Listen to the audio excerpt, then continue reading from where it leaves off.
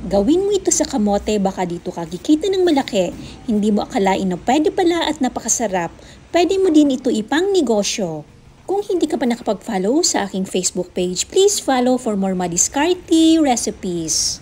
Kalahating kilo ng kamote, hiwain lang ng mince, dapat nakabalat na bago timbangin para hindi kasama ang balat sa timbang.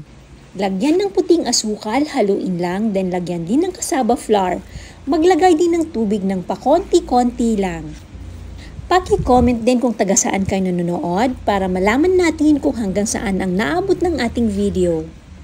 Once nahalo na mabuti, iset aside lang muna. Gagamit ako ng large size na putong molder, i-brush ng coconut oil.